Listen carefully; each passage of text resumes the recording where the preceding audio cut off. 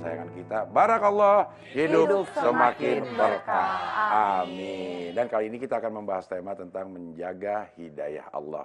Sudah hadir bersama kita Dr. Gigi Siti Azhari yang langsung pengen curhat ke Ustadz Daeng Dasar. Ada yang mau dicurhatin? Kalau aku emang hidupnya bermasalah ya? Karena aku sering curhat ya, udah ya Iya. setiap kesini selalu curhat. Sebenarnya sih kalau yang pengen aku share, jadi kan kalau masalah hidayah itu kan tiap orang beda-beda ya. Iya. Dijemput dengan sendirinya, ada yang datang tiba-tiba gitu Iya. kan.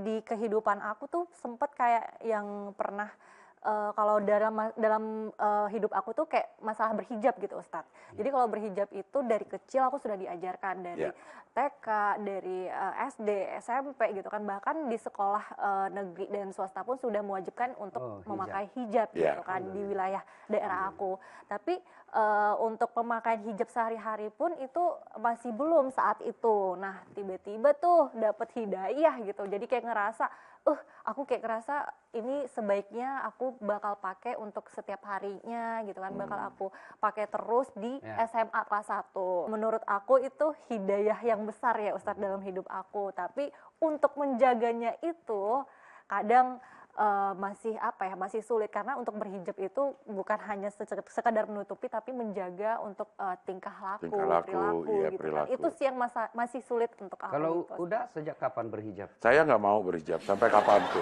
Ustadz gimana? Iya. Mau juga. Jadi hidayah datang dari Allah. Kalau tidak ada hidayah dari Allah, tidak bakal mendapat iman. Biar dia anak kiai, kalau tidak ada hidayah, tidak. Jangankan anak kiai. Coba kita lihat.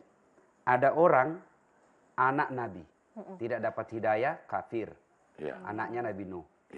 Ada orang, bapak Nabi. Tidak dapat hidayah, kafir. Bapaknya Ibrahim alaihissalam. Ada orang, pamannya Nabi. Tidak dapat hidayah. Tidak beriman kepada Allah. Yaitu Abu Lahab. Ya kan? Ada juga orang bersepupu dengan Nabi. Tidak dapat hidayah. Ada orang bersaudara dengan Nabi, saudaranya Nabi Yusuf, tidak dapat hidayah. Maka alhamdulillah kalau kita bisa mendapat hidayah dari Allah Subhanahu wa taala. Hidayah itu kalau baiknya harusnya kita cari. Kita jemput kita nyari ya. Cari itu ya tongkrongnya cara seperti ini. Barakallah. Nah sekarang kasus. Nah pertanyaannya gimana memelihara hidayah itu? Memelihara itu udah kan berkaitan dengan masa, berkaitan dengan waktu. Maksudnya apa? Saya beriman hari ini. Jangan sampai besok saya tidak beriman. Besok itu kan waktu. Lusa itu waktu.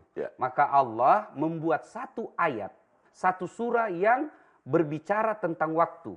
Dan surah itu adalah surah yang paling pendek. Wal asar. Demi masa kata Allah.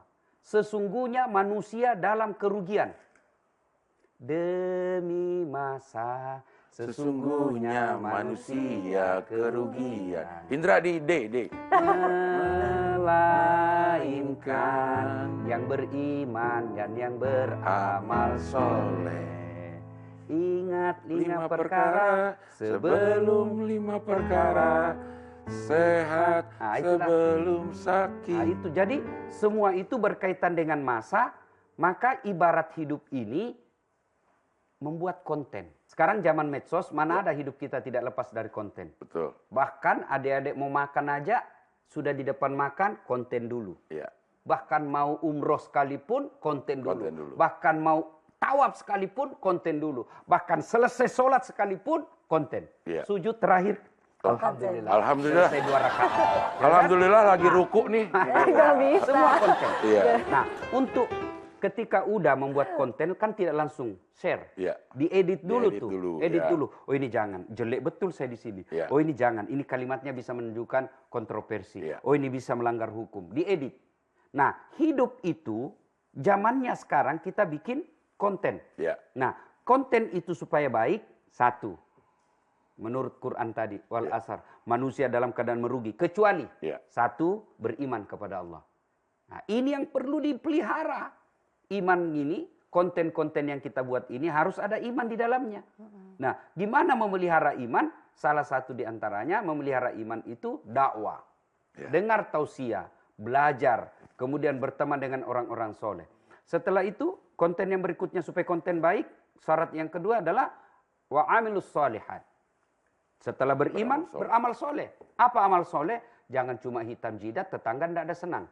Ya. Jangan rajin ngaji, tapi teman kantor tidak ada yang senang kalau tidak hadir. Ada kan manusia, ketika mau datang kantor mati, repot lagi kita ini, susah lagi kita. Ya. Ya kan ada orang seperti itu, menjadi biang kerok. Ya. Kehadirannya membuat sengsara orang, ketiadaannya membuat bahagia. Ya.